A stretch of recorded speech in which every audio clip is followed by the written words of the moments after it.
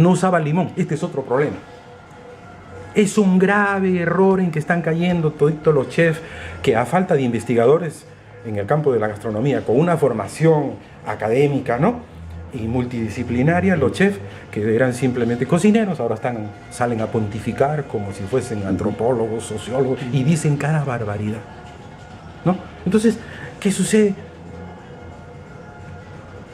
Uno dice, las esclavas moras fueron las que trajeron el limón en su canastita, en la travesía, porque como eran árabes, y los árabes en el mar Mediterráneo hay mucho uso de cítricos, para hacer sus escabeches y otros preparados necesitaban el limón, entonces tenían que traerlo en su canastita. Llegaron al puerto y comenzaron a preparar pescado con limón, y que de ahí sería una posibilidad de que los árabes o los moriscos fueron los creadores del ceviche. Y entonces la Real Academia de la Lengua, con una cosa que hay que denunciar en su diccionario, que es de circulación mundial, ha puesto ceviche, posible origen árabe y nombre posiblemente del sánscrito. Mira, un primer elemento: jamás una esclava morisca podía cruzar el Atlántico con todo el tiempo que demora el embarcarse. Los barcos no salían como ahora, que tú subes a Metropolitano cada 15 minutos. Para que venga un barco a América tú tenías que hacer una espera de meses. La travesía duraba, al principio, cuando recién se da la conquista, cuando cruza Colón, 2 meses y medio. Y cruza hasta Cuba, ¿eh? Y de Cuba al Callao, ¿cuánto demoraba? Y los limones que venían en la canastita, ¿en qué terminaban los limones? Pero ¿qué ocurre? Para combatir el escorbuto ya no había limón. Entonces eran distintos. Ahora, ¿sabe lo que descubre esta investigación? Yo ya no hablo como descubro yo, porque lo despersonalizo, porque aquí recurro a fuentes, gente que me ayuda a explicar las cosas, ¿no? Son otros autores que me dan datos, ¿no? Y que yo los sistematizo, ¿no? Por eso no digo yo descubrí, ¿no? Resulta que lo que yo he dado sí en denominar el ceviche precursor, es el nombre que yo le he dado, el ceviche precursor como el primer ceviche que se crea en el Perú, que no tuvo que ser necesariamente el mismo de hoy, porque todo evoluciona. Los productos culturales no son estáticos, todo evoluciona, hay el mestizaje, la hibridación cultural, entonces, pero el ceviche precursor no contenía en Lambayeque ni en toda la costa norte limón, sino el tumbo gigante. El doctor Fernando Cabieces fue el que trabajó más eso. Pero como yo señalo acá, recojo todas las declaraciones a quien yo conocí, ¿no?, de Fernando Cabieces. Sus declaraciones fueron tergiversadas.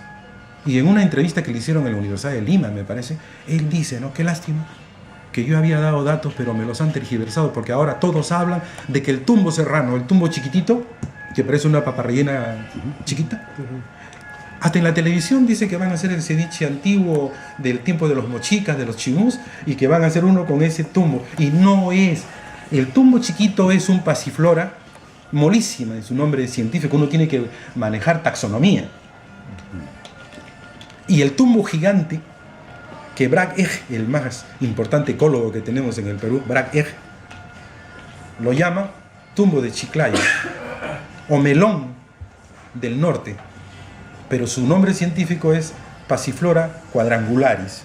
Es como una papaya, puede llegar hasta 1,5 kilos, y que todos los campesinos que están ahí en Batán Grande, en toda la zona alrededor de Chiclayo, y hasta en la misma ciudad de Chiclayo, tú encuentras una ramada, así como había en Conabra, Granada, Granadilla, ahí había colgado, ¿no?, tumbo, ¿no? Había ahí, maracuyá había en el techo de la oficina donde trabajábamos.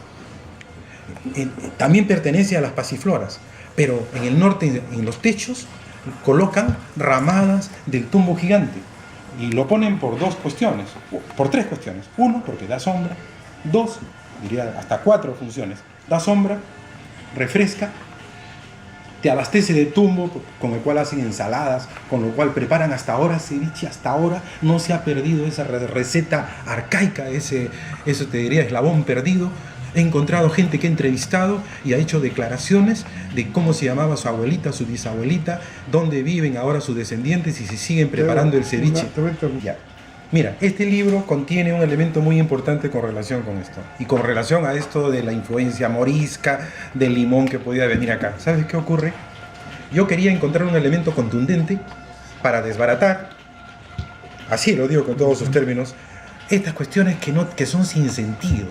Yo estoy en una posición, mira, tú me dijiste la última vez que estuvimos en mi casa, de que habían dos corrientes, ¿no?, de los análisis en cuanto a los enfoques de la cultura en América, ¿no? Algunos que reniegan, que desconocen por completo el valor, ¿no?, de la tradicionalidad de las cosas y de su raigambre aborigen. No les interesa, consideran de que la historia prácticamente comienza con la presencia de la cultura europea, y en estos momentos, ahorita hay unas corrientes en el Perú muy fuertes, ¿eh?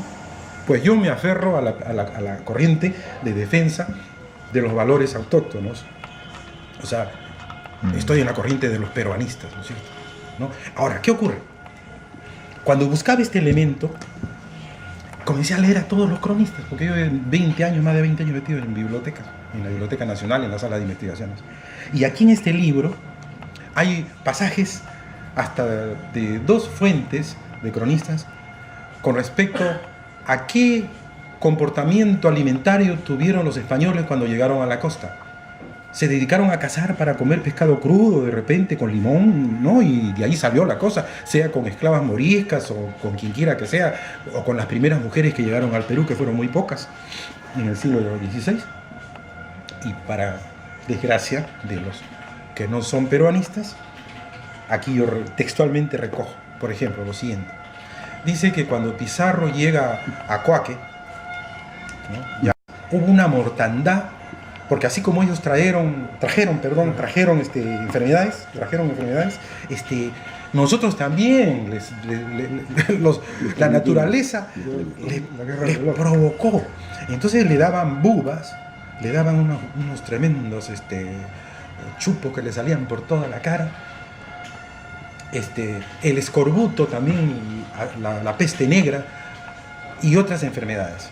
Entonces ocurre que en esta isla murieron como 150 españoles atacados de diferentes males, que ellos también no estaban inmunizados frente a las enfermedades de la costa norte del Tahuantinsuyo. Entonces, ¿cuál fue la reacción? Le echaron la culpa de todas sus enfermedades al bonito. Ciesa de León dice: los españoles prohibieron comer bonito, prohibieron comer pescado, porque decían que es la verruga. Todo eso era transmitido por el bonito. Luego, el piloto de Pizarro, Bartolomé Ruiz, cuando llega a la costa norte, ¿no?, y esto está en Jerez, ¿no?, dice lo siguiente, textual: al llegar por primera vez a la costa norte, lo primero que nos llamó de sorpresa fue encontrar que los indios pescadores comían unos platos de pescado crudo que nos daba asco, que eran gente sucia porque comía pescado crudo. Entonces, una personalidad como Bartolomé Ruiz, que era como decir un almirante, porque era un hombre muy preparado en todo lo que es navegación, por eso Pizarro le pagaba más que a todos los demás de su tripulación, era un marino preparado, ¿no? Y tenía esa mentalidad frente al pescado crudo. Entonces yo digo, ¿de dónde salió que los españoles, con el limón que trajeron unas esclavitas moriscas en una canastita, estaría recontra podridos, prepararon el ceviche?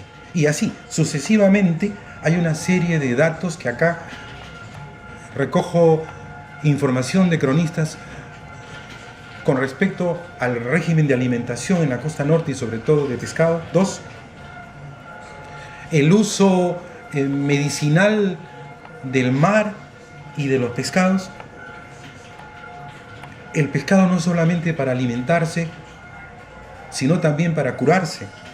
Las escamas hasta ahora se recolectan y se queman para cuando hay peste en el norte.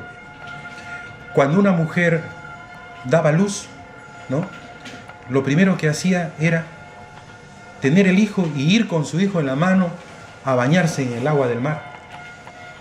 Cuando se le moría el churrito, el hijito, eso lo dice un padre, Justiniano Ramírez, hasta los años 50 tenía por costumbre, en Piura, en el mar, se le moría el churrito, el hijito, lo primero que hacían era llevarlo a la orilla del mar como para entregarlo a su madre, porque ellos dicen la mar, no dicen el mar, es hembra el mar. Y lo enterraban en la arena mojada y lo dejaban ahí velando toda una noche. Y después recién lo sacaban y lo llevaban a su casa en andas y lo velaban para enterrarlo. Primero se lo entregaban, se lo devolvían a su madre Mar, la Mar.